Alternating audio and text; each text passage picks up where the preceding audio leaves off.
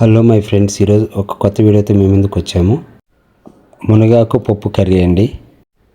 దీనికి కావాల్సిన ఐటమ్స్ డిస్ప్లేలో ఇస్తాము మరియు కింద డిస్క్రిప్షన్లో కూడా ఇస్తాము, చూడండి.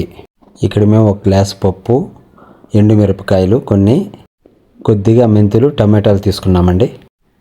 తర్వాత గ్యాస్ మీద ఒక చట్టు పెట్టుకొని వాటర్ పోసుకొని తీసుకున్న పప్పు, ఎండుమిరపకాయలు, మెంతులు, టమాటా ముక్కలు వేసుకోవాలి మరియు కొద్దిగా పసుపు వేసుకొని తర్వాత మూత పెట్టి ఉడికించుకోవాలి. ఆ కూరలో మునగాకు చాలా స్పెషల్ అండి. కనీసం వారానికి ఒకసారైనా తినాలి మనం. ఆరోగ్యానికి చాలా మంచిది కూడా. ఒక్కసారి మీరు కూడా ట్రై చేయండి. ఇలా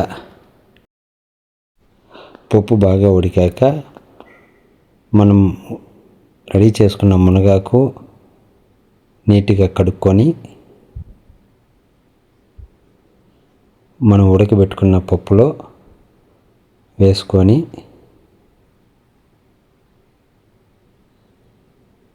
కొంచెం బాగా కలుపుకోవాలి.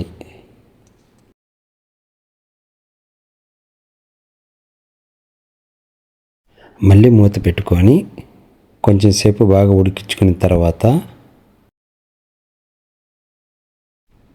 కొద్దిగా చింతపండు వేసుకోవాలి.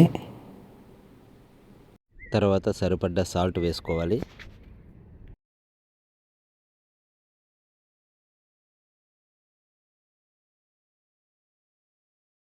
కొద్దిసేపు ఉడికించుకోవాలి.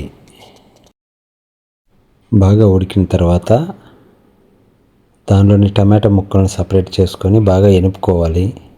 అలా ఎనుపుకోవడం వల్ల బాగా మెదుగుతుంది టమాటా మొత్తము.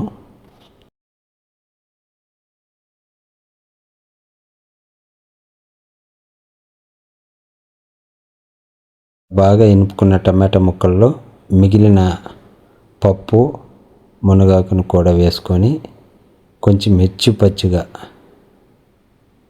అలా ఎనుపుకోవాలండి. మరీ మెత్తగా ఎనుపుకోకుండా పచ్చిగా ఉంటే చాలా బాగుంటుందండి. ఈ మునగాకు పప్పు కర్రీ సంగటి ముద్దకి భలే కాంబినేషన్ అండి. సూపర్గా ఉంటుంది. ఒక్కసారి మీరు కూడా ట్రై చేయండి. అలా మునగాకు పప్పును పచ్చిగా ఎనుపుకున్న తర్వాత కొద్దిగా వెల్లుల్లి రెమ్మలను పచ్చిగా దంచుకొని వేసుకోవాలి. తర్వాత చట్నీ పెట్టుకొని కొద్దిగా ఆయిల్ పోసుకున్న తర్వాత కొద్దిగా ఉడిమి వేసుకోవాలి. 2 ఎండుమిరపకాయలు వేసుకోవాలి. ఉడిమి కానీ వేసుకుంటే చాలా బాగుంటుందండి టేస్ట్. మీకు అవైలబుల్ ఉంటే ఖచ్చితంగా వేసుకోండి.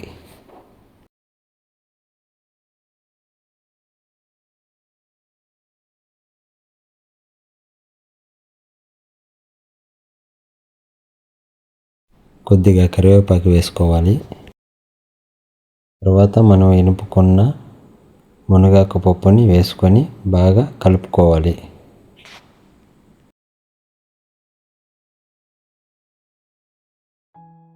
ఫైనల్గా మునగాకు పప్పు కర్రీ రెడీ అండి.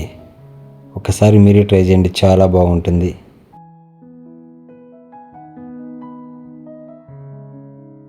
Thank you for watching.